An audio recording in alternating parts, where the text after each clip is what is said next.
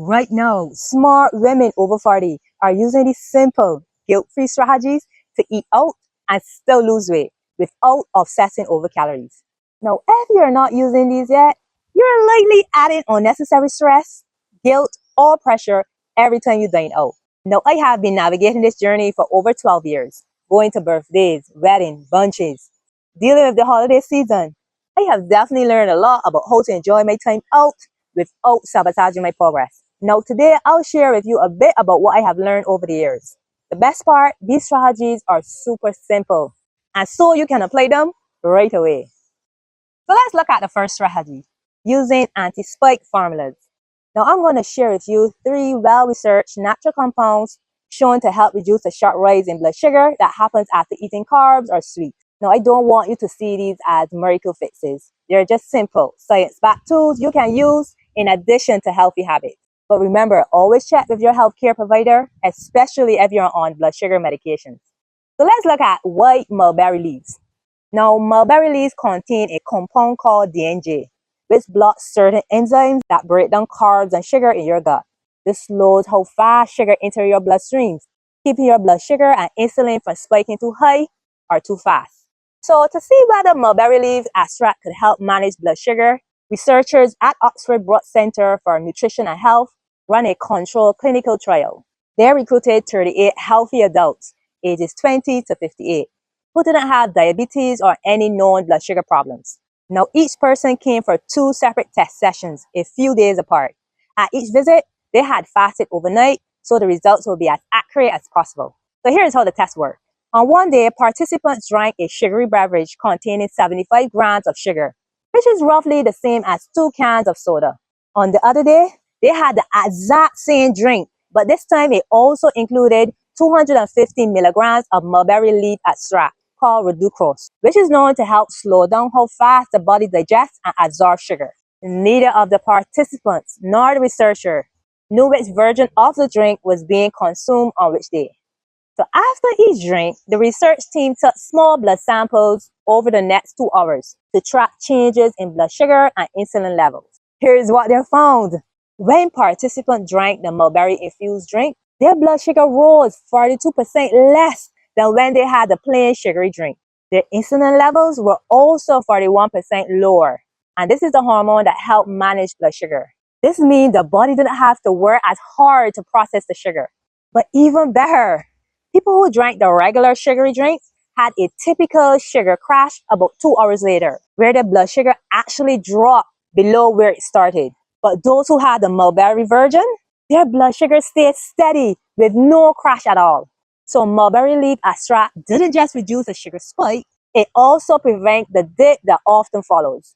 Now that's important because sharp ups and downs in blood sugar are linked to fatigue, craving, weight gain, and long-term health issues. Now, while this doesn't mean you should load up on sweets, this study shows that adding mulberry extract to carb-heavy meals or sugary treats might be a smart way to soften the impact on your body. So let's move on to the next anti-spike formula. It's made of cinnamon. So back in the 1990s, scientists discovered that cinnamon can help the body respond better to insulin, the hormone that moves sugar out of the blood and into your cells. In lab tests, a water-based cinnamon extract made insulin work up to 20 times more effectively. This is a big deal, especially for people with insulin resistance, which is a major factor in type 2 diabetes and metabolic syndrome. So this meant their body can handle sugar more effectively without needing to produce more and more insulin. So one of the most well-known studies involved 60 persons with type 2 diabetes. They took about 1 to 6 grams of cinnamon per day for 40 days. This is about 1/2 to 2 teaspoons. The results? Their fasting blood sugar levels dropped, along with their cholesterol and triglycerides. In another study, people with metabolic syndrome, which is a condition that includes high blood sugar, high blood pressure, and belly fat, they were given a daily 5 milligrams of cinnamon extract supplements. After 12 weeks, they had lower blood sugar, lower blood pressure, less body fat, and more lean muscles. Not bad, right? Now, not every study showed dramatic results. Some people, especially those already on strong medication, didn't see much changes.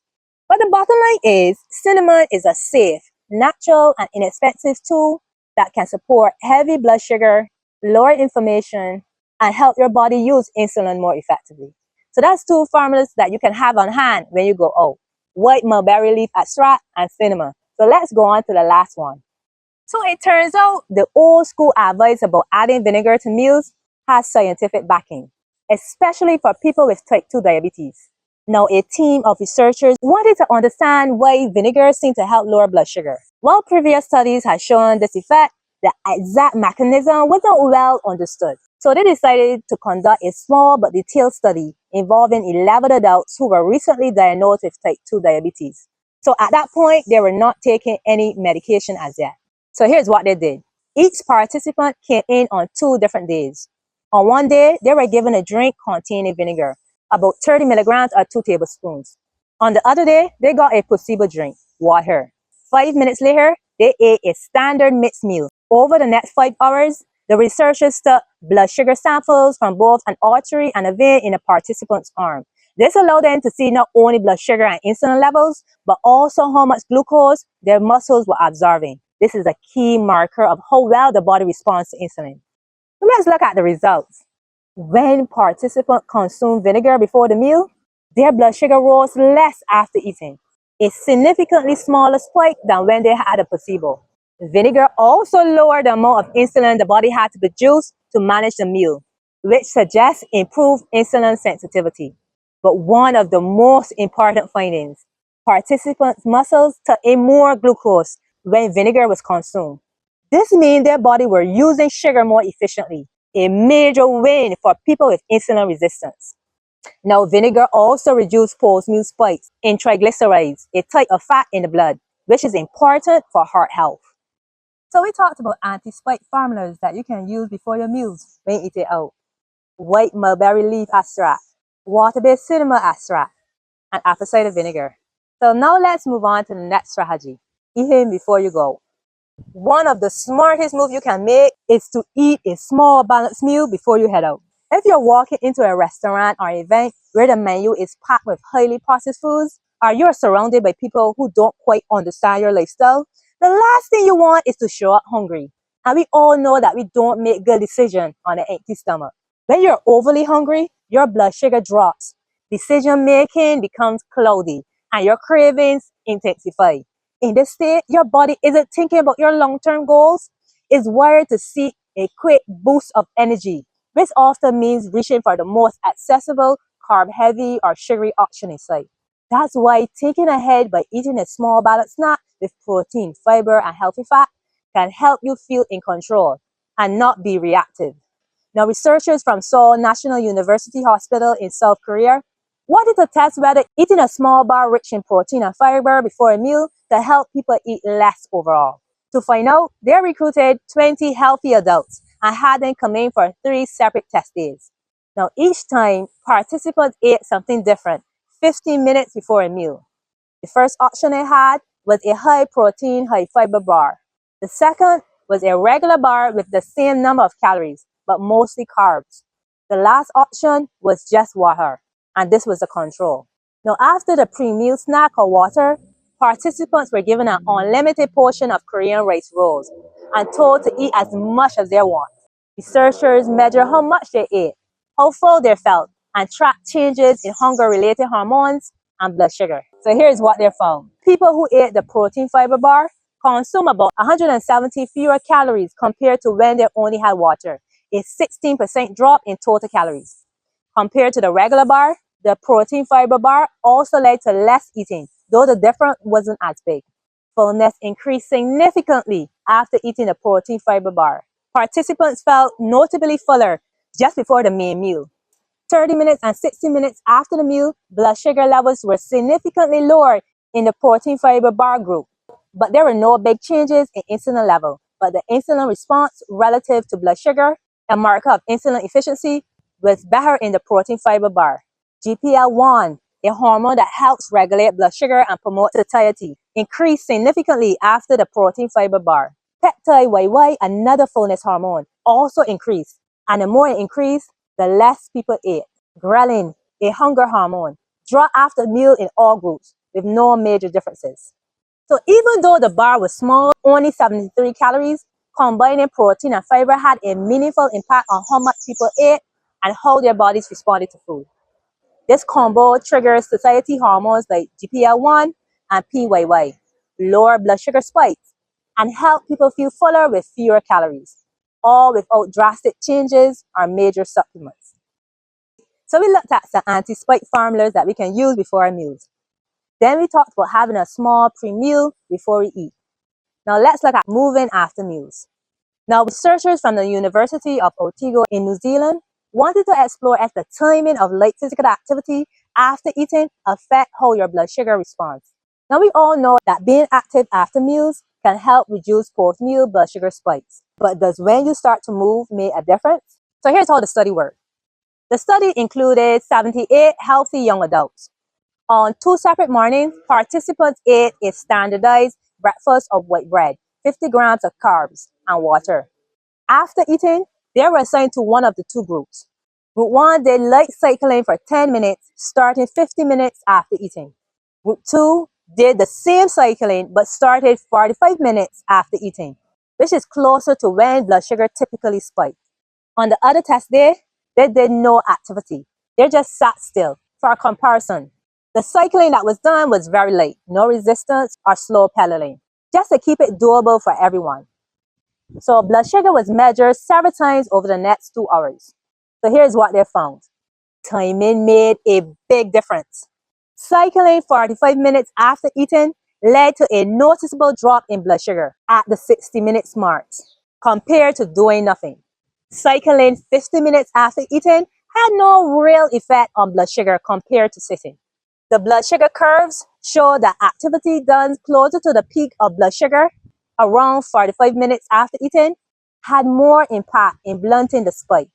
This study shows that just 10 minutes of very light movement, like walking, can help lower blood sugar after eating, but only if it's timed right.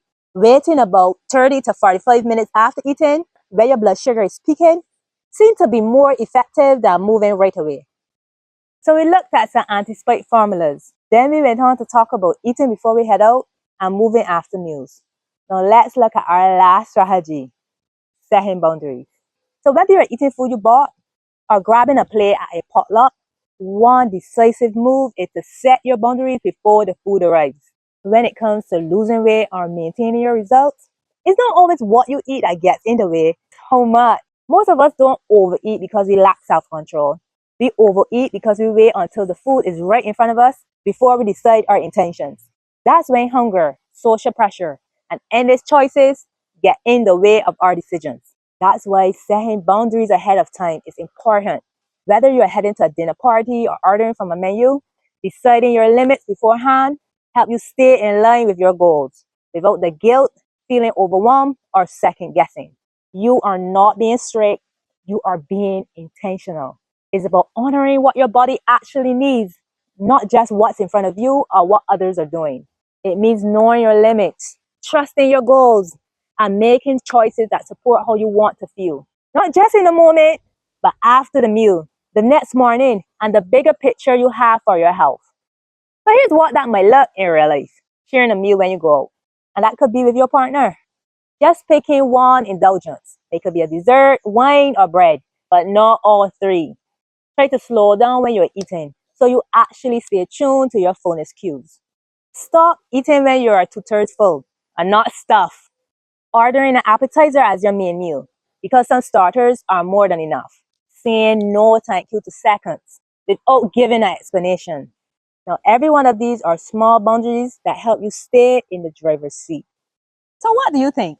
Do these feel like simple, doable strategies you can start using the next time you go out to eat? Whether it's adding a little movement after meals, having a small protein fiber snack beforehand, using natural tools like mulberry, vinegar, or cinnamon. These hacks are science-backed and require little effort. Let me make this clear. The key is not perfection. It's to be intentional whenever you go. And once you start putting these into practice, you will notice how much easier it becomes to enjoy eating out without feeling like you're starting over every Monday. Do you want to lose 15 to 20 pounds before Christmas? I'm looking for 5 women ready to make it happen. So click the link below to grab your spot.